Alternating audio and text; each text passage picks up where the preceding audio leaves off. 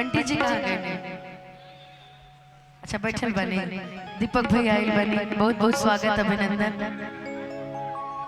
रूपा दीदी कहाँ गेलू? आओ अब आओ आओ।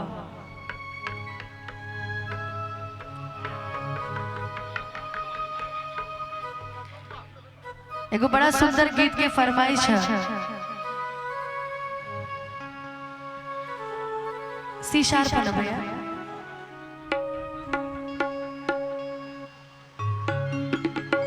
कि नैन छुरी से कटारी हो गए, कि रूप के दुनिया पुजारी हो गए।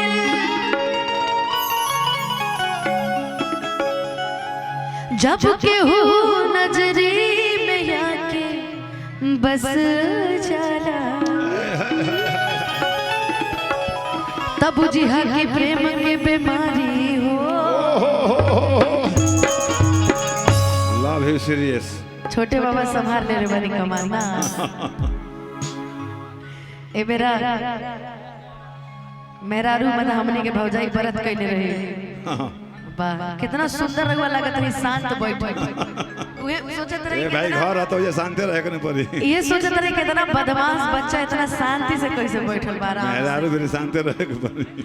कि लूट गई यारी में, अरे की माधपुर के बधारी में। कि लूट गई यारी में, हर प्रेम के बीमारी में। कि लूट गई यारी में, केहो लूट जाइबे प्रेम के बीमारी में। ऐसे से कहल जाला कि तू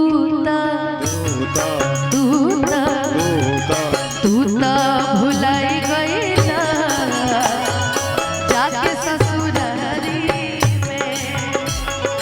तू भुलाई गईला जाके नारी में।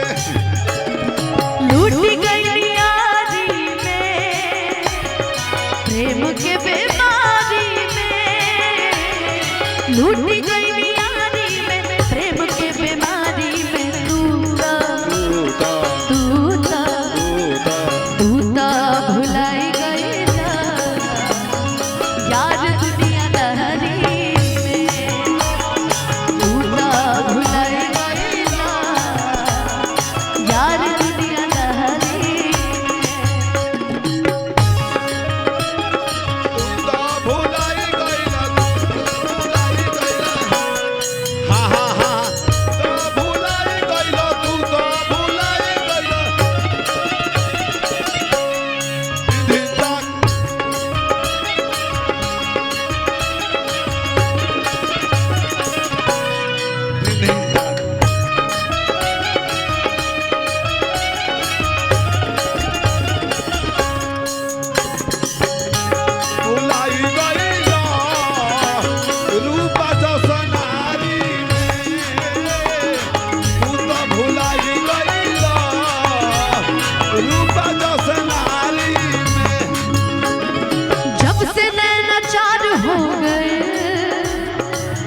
चके में प्यार हो गए।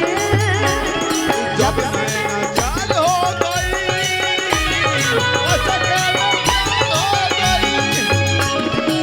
कहीं हो रानी तोहर से प्यार हो गए।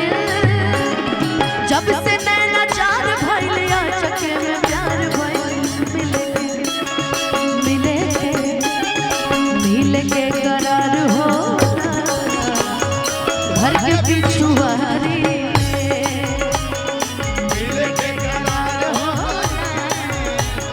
घर से बासवारी में। तुम तो धोखेबाज हो, वादा करके भूल जाते हो। तुम तो धोखेबाज हो, वादा करके भूल जाते हो।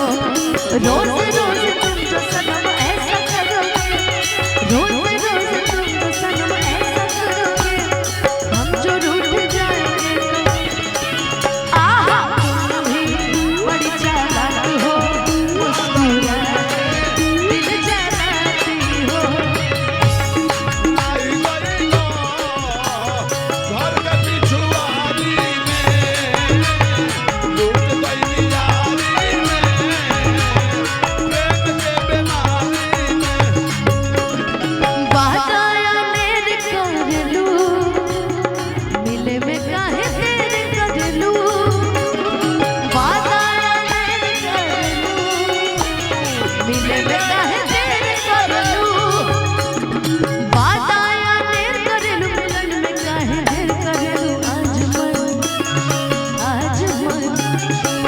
आज मन करत हो भर लिया कबहरी